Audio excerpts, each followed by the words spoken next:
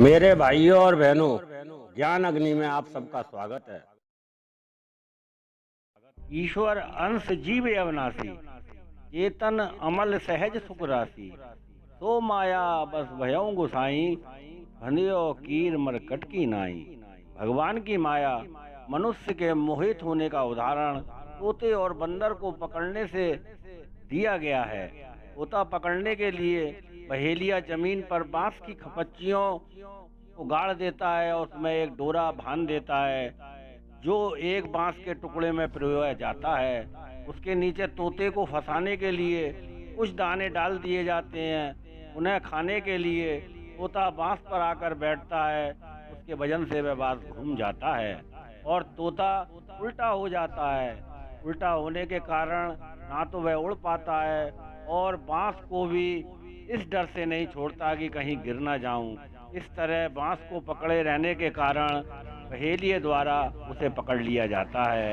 इसी प्रकार बंदर को पकड़ने के लिए मदारी एक छोटे मुंह का लोटा जमीन में गाड़ देता है। लोटे में चने के दाने रख देता है।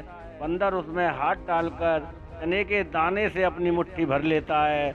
मुट्ठी भरने के कारण वह ना तो अपना हाथ बाहर निकाल पाता है और ना ही दानों को लालच के होने के कारण दानों को छोड़ता है।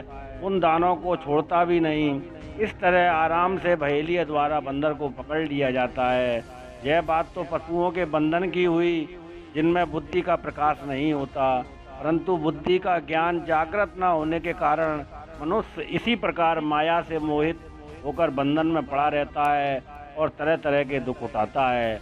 भगवान माया को अपनी दिव्य शक्ति बताते हुए कहते हैं, यह माया पार होने में बहुत दुर्गम है, लेकिन जो मनुष्य इस माया के बंधन से छूटना चाहते हैं उनके लिए यही उपाय है, वे मायापति भगवान का निरंतर भजन करें और उन्हीं की शरण लें।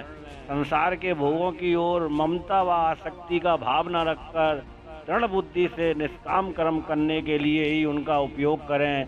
यदि माया से तरने के लिए केवल भगवान के भजन करने जैसा सरल उपाय है, फिर क्या कारण है सब मनुष्य इस साधारण उपाय को क्यों नहीं करते और जगत के प्रपंच में पड़कर अनेक तरह के दुख उठाते हैं। इसके लिए भगवान कहते हैं, मनुष्य अपने दुराग्रह और अहंकार के कारण माया को हकीकत समझ लेना ही मनुष्य के ज्ञान का हरा जाना है। लोग अपने चारों ओर बड़े बड़े राजमहलों के खंडर देखते हैं, जिसके बनाने वालों ने यह आशा की थी उसके वंशज सदैव उन महलों में सुरक्षित रहेंगे, परंतु वे राजवंश विलीन हो गए और उनके वंशजों का कोई अता पता भी नहीं है। यह सब देखते हुए भी मनुष्य यह सोचता है, कदाचित मैं इस यत्न में सफल हो जाऊं, फिर वह इस काल्पनिक सफलता के लिए नीच से नीच और दूषित कर्म करने से नहीं हिचकता। ऐसे मनुष्य को नराधम कहा है। अन्याय धर्म अधर्म का विचार किए बिना तरह तरह की धन संपत्ति बटोरने की कोशिश करना, उसके लिए अन्य मनुष्यों को परेशान, अपनी क्षणिक सफलता पर गर्व महसूस करना, उसके मद में चूर होकर अनुचित और उचित का विचार नहीं करना राक्षसी स्वभाव के मुख्य लक्षण हैं। ऐसे मनुष्य भगवान का भजन नहीं करते।